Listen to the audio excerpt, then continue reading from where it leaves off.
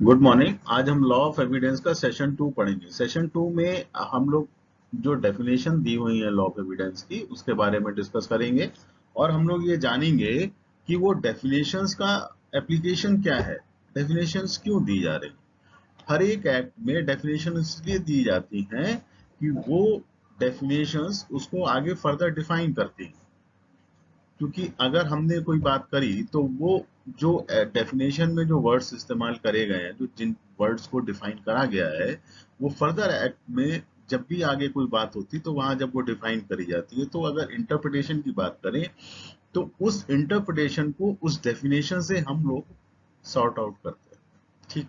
तो अब एक दूसरी बात और हम एक बताना चाह रहे थे कि एविडेंस एक्ट को पढ़ने के लिए एक या किसी भी एक्ट को पढ़ने के लिए अपने माइंड में एक ब्रेन मैप बनाना आप लोग सीख लीजिए कि किस तरीके से हम लोग उस डेफिनेशन को, उस वर्ड को, उसके कीवर्ड क्या हैं, उन कीवर्ड को कैसे मेमोराइज कर सकते, कैसे याद कर सकते। तो वो अगर ये ब्रेन मैप आपके दिमाग में क्रिएट होता रहेगा, ये बनता रहेगा, तो उससे क्या होगा कि एमसीक्यू सॉल्व करने में बड़ी आसानी होती है। कभी कभी क्या होता है कि कंफ्यूजन क्रिएट हो जाता है। तो अगर आपके दिमाग में चार्ट क्लियर है कि नहीं ये चीज ऐसे नहीं ऐसे हो रही है, तो आप उसका आंसर बिल्कुल प्रॉपरली दे सकते हैं। चलिए, नेक्स्ट इशू क्या है। अभी हम लोग आगे चलने से पहले लास्ट सेशन का रिवीजन कर लें। लास्ट सेशन में हम लोगों ने डिस्कस किया था what is the law of evidence. तो लॉ ऑफ एविडेंस क्या है? प्रोसीजरल लॉ है। ठीक। और एडजेक्टिव लॉ भी है। Procedural law, adjective law, both both are the same. ठीक। अभी एक चीज और आई कि रामजस वर्सेस सुरेंद्रनाथ के केस में ये डिफाइन किया गया कि law of evidence procedural law है, मोटा मोटा। अभी एक चीज और आती है कि सीआरपीसी के किस सेक्शन में ये मेंशन किया गया है कि एविडेंस प्रोसीजरल लॉ है। तो सेक्शन 2 सबसेक्शन आई, सीआरपीसी, इसको आप लोग देखिए, सेक्शन 2 सबसेक्शन आई। अच्छा, राम नरेश वर्सेस एम्पर के केस में कहा गया कि law of evidence special law है। लेक्स फोरी हमने आपको बताया था कि लोकल लॉज पे एप्लीकेबल होता है। ठीक। अभी इससे रिलेटेड केस लॉ है वो हम लोग आगे देखेंगे। अच्छा, अब इसमें एक जो इम्पोर्टेंट क्वेश्चन ऑब्जेक्टिव या एमसीक्यूज के रिगार्डिंग आता है, जो ऑब्जेक्टिव एपी होगा, अभी आपका प्री जो है ऑब्जेक्टिव ही होगा, तो उसके लिए इम्पोर्टेंट क्वेश्चन एक ये बना कि असेंट ऑफ गवर्नर जनरल कब मिली? 15 मार्च 1872 को मिली। डेट ऑफ इफेक्ट क्या है, कब से लागू हुआ? 1 सितंबर 1872 से लागू हुआ। Who drafted the law of Indian Evidence act? तो सर जेम्स स्टीफन, उनका फुल नाम जेम्स एफ स्टीफन। ठीक। चलो, अब हम लोग जो बात कर रहे थे कि law of evidence is lex fori. तो इस थ्योरी को कहते हैं बेंगामाइन प्रिंसिपल, और ये बेंगामाइन प्रिंसिपल इवेल्युएट हुआ in Ben versus White Raven furnaces junction railway company के बाद। एक चीज हम लोग बता चुके थे, पढ़ चुके थे पिछले सेशन में भी, हम लोगों ने पढ़ा था what is retrospective and prospective. ये लास्ट सेशन में पढ़ा था, लेकिन आपको याद करने के लिए है कि law of evidence is retrospective, यानी इसका भूतलक्षी प्रभाव होता है। अब हम लोग आगे बढ़ते हैं। इसकी एक्सटेंशन की भी हम लोगों ने बात करी थी, extends to whole of India all judicial proceeding on in civil and criminal cases. तो सारी जुडिशियल प्रोसीडिंग में, सिविल और क्रिमिनल केसेस में लॉ ऑफ एविडेंस अप्लाई होता है। ठीक। अच्छा, अब हम लोग डेफिनेशन पे आते हैं। तो डेफिनेशन में भी हम लोगों ने कोर्ट की बात करी। एक चीज और है, जब हम लोगों ने लॉ ऑफ एविडेंस पढ़ा था तो उसमें हम लोगों ने इसके एक्सेप्शन भी पढ़े थे। तो सबसे पहला एक्सेप्शन ये है कि ये नेवल डिसिप्लिन कोर्ट मार्शल जो होता है, चाहे वो नेवल एक्ट हो, चाहे वो आर्मी एक्ट हो, चाहे वो एयरफोर्स एक्ट हो, उनमें एप्लीकेबल नहीं होता, पहली बात। दूसरी बात क्या थी कि ये आर्बिट्रेशन के केस में लागू नहीं होता। तीसरी बात, ये एफिडेविट पे लागू नहीं होता। तीन चीजें हम लोगों ने पढ़ी थी। तो जब यहाँ पर कोर्ट की डेफिनेशन दे रहे हैं, तो कोर्ट की डेफिनेशन में भी वो एक्सक्लूड कर रहे हैं आर्बिट्रेशन को। दिमाग में रखने वाली बात है कि कोर्ट की डेफिनेशन में भी आर्बिट्रेशन को एक्सक्लूड कर रहे हैं। क्यों? आर्बिट्रेशन का मतलब होता है मध्यस्थता। तो जो चीज मध्यस्थता से होती है, आर्बिट्रेशन से होती है, तो उसको वहां पर एविडेंस की आवश्यकता नहीं होती। अच्छा, दूसरी बात एक समझिए कि कोर्ट है, तो जब कोर्ट में आप गए तो कोर्ट में कुछ फैक्ट होंगे, कोई बात होगी, वो रखी जाएगी। अभी एपीओ के पर्पज से अगर हम देखें, क्योंकि एविडेंस एक्ट दोनों में अप्लाई होता है, सिविल में भी अप्लाई होता है और क्रिमिनल में भी अप्लाई होता है। तो हमें क्रिमिनल लॉ को मेंड करते हुए इंडियन एविडेंस एक्ट को पढ़ना है, क्रिमिनल लॉ को ध्यान में रखते हुए, क्योंकि इसी से रिलेटेड क्वेश्चन आपके एपीओ एग्जाम्स में आएंगे। तो अभी इसमें ये देखिए कि अगर कोर्ट में हम गए तो कोर्ट में क्या होगा कि पहले कोई एफआईआर हुई होगी, तो कोई एफआईआर किसी न किसी या कोई घटना हुई होगी। एफआईआर तो तभी होगी ना जब कोई घटना घटित होगी। जब कोई घटना घटित हुई और घटना घटित होने के बाद कोर्ट में वो चीज पहुंची, तो हम लोग वहां पे पहले कंसीडर करते हैं कि फैक्ट क्या है। मान लीजिए कि कहीं पर कोई बम एक्सप्लोड हुआ, तो बम एक्सप्लोड हुआ तो जिसने देखा बम एक्सप्लोड हुआ, वो एक फैक्ट हो गया। उसने जहां से परचेज किया, उसके सामान परचेज किए, वो एक एक्सप्लोड हुआ। सीसीटीवी कैमरे में, वो एक फैक्ट हो गया। सीसीटीवी कैमरे में कोई चीज आ गई, वो एक फैक्ट हो गया। तो ये सारे के सारे फैक्ट तथ्य एविडेंस के पर्पस के लिए होते हैं। अब जरूरी नहीं है कि सारे फैक्ट एविडेंस के लिए हो। जो फैक्ट रिलेवेंट होते हैं, यानी कि कनेक्टेड विद ईच अदर होते हैं, एक चेन जब क्रिएट होती है तो वो फैक्ट इन वो रिलेवेंट हो जाते हैं। जब वो रिलेवेंट होते हैं तो वो फैक्ट इन इशू होते हैं। तो इन तीनों डेफिनेशंस को एक साथ उन्होंने डिफाइन किया है। पहले कोड को डिफाइन किया, फिर फैक्ट को डिफाइन किया, फिर वो रिलेवेंट को डिफाइन किया। पर्पज नहीं है एबीसीडी करके भी नहीं दिया, इकट्ठे सारे दे दिए सेक्शन 3 में। तो इसका पर्पज नहीं है कि आप कैसे याद करें, लेकिन याद करने का एक प्रोसेस बता रहे हैं कि पहले कोड को आप याद रखेंगे। कोर्ट में क्या होता है, फैक्ट आते हैं। फैक्ट जब वो रिलेवेंट होते हैं तो क्या हो जाते हैं, फैक्ट इन इश्यू हो जाते हैं। और दो तरीके का एविडेंस होता है। अब यहाँ पर दो तरीके का एविडेंस, डॉक्यूमेंट्री होता है, एक ओरल एविडेंस होता है। तो इन्होंने डॉक्यूमेंट को डिफाइन कर दिया। अब एविडेंस अभी हम लोग पढ़ ही चुके हैं, वो एविडेंस के बारे में जब आप आगे पढ़ेंगे तो उसमें आगे बात करते हैं। फिर उसके बाद क्या हुआ कि एविडेंस प्रोड्यूस किया गया, चाहे वो डॉक्यूमेंट्री हो चाहे वो ओरल एविडेंस हो, एविडेंस प्रोड्यूस किया गया। और ये एविडेंस या तो प्रूव्ड होगा, या तो साबित होगा, या डिस्प्रूव्ड होगा। ठीक। फर्दर क्या है, ये नॉट प्रूव्ड भी होगा। ये भी बड़ा इंपॉर्टेंट चीज है।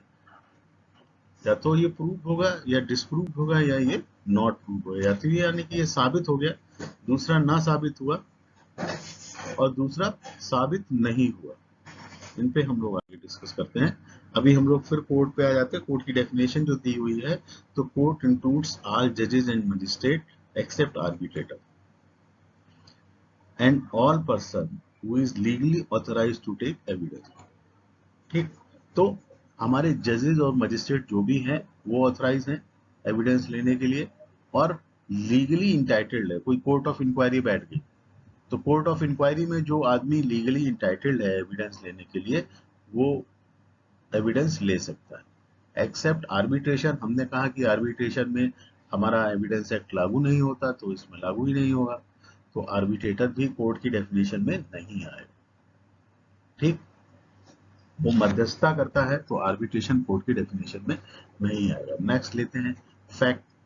फैक्ट क्या है, कोई भी चीज, किसी भी चीज की अवस्था या उसका किसी भी चीज से संबंध, जो कि being capable of being perceived bye senses, जो कि इंद्रियों द्वारा बोध करना, यानी कि आपने देखा हो, समझा हो और स्पर्श किया हो। देखना, समझना और स्पर्श करना। ठीक। स्टेट ऑफ थिंग है, कोई भी चीज है, स्टेट ऑफ थिंग है, आप उसे देख सकते हो, समझ सकते हो। रिलेशन ऑफ थिंग, ये इससे रिलेट कर रहा है या नहीं कर रहा है, ये रिलेशन ऑफ थिंग है, उसको आप समझ सकते हो। Capable of being perceived bye sense.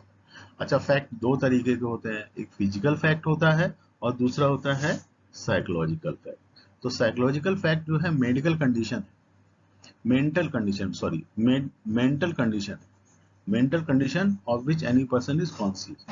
आदमी की मानसिक अवस्था के बारे में जब हम बात करते हैं तो वो मेंटल कंडीशन के बारे में आती है। तो जब मानसिक अवस्था के बारे में बात कर रहे हैं तो ये साइकोलॉजिकल हो गया। अब हम लोग रिलीवेंसी पे आते हैं। तो रिलीवेंसी में अभी हमने बताया था वो फैक्ट जो कि एक दूसरे से कनेक्टेड रहते हैं, कनेक्टेड विद ईच अदर।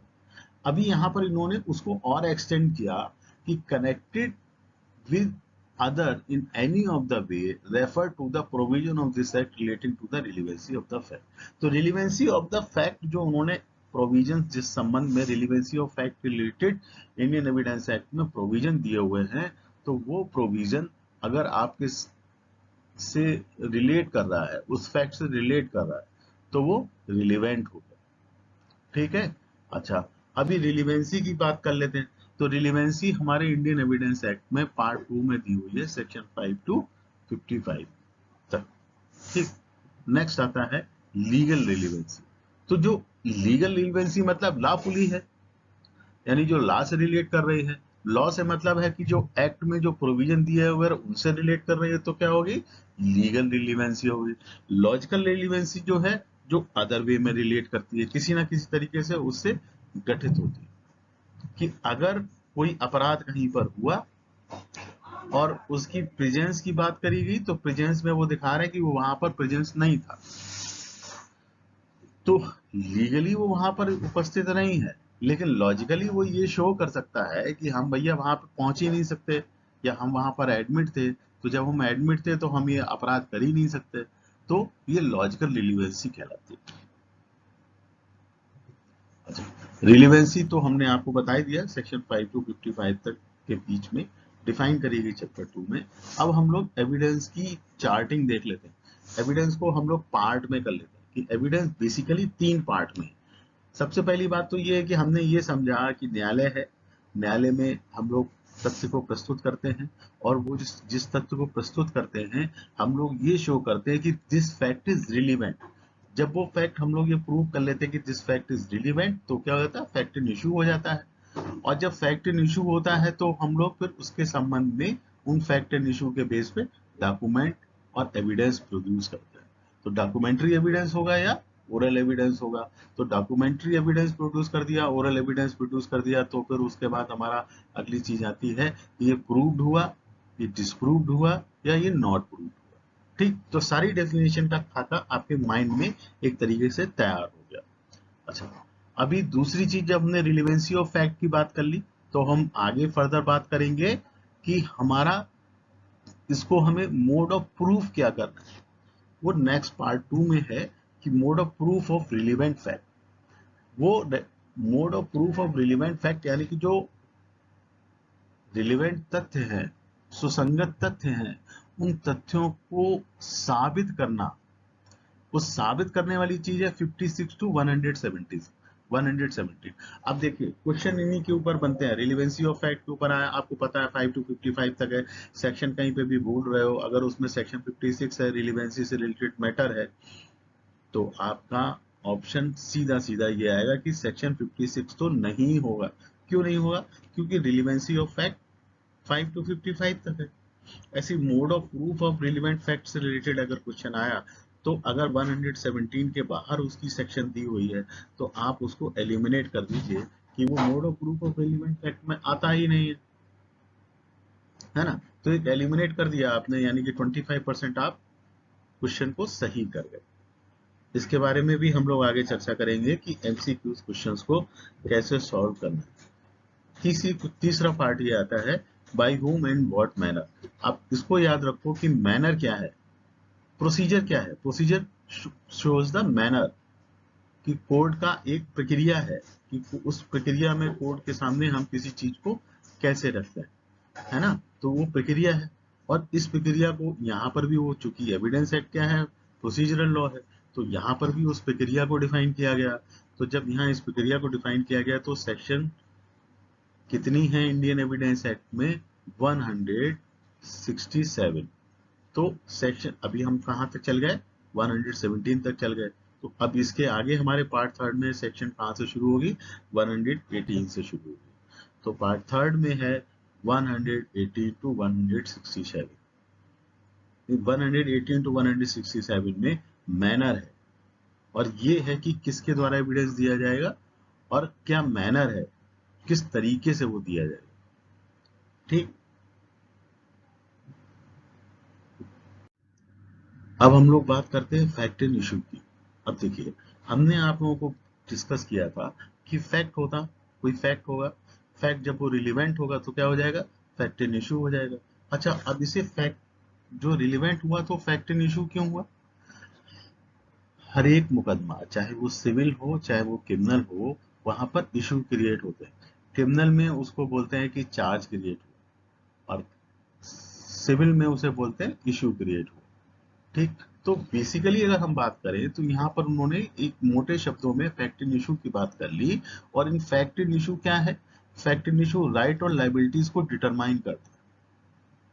ठीक, अच्छा, आप राइट एंड लाइबिलिटीज को डिटरमाइन करने के लिए आप अपने राइट्स की बात करेंगे, दूसरा आदमी या तो उसे स्वीकार करेगा या उसको डिनाई कर देगा।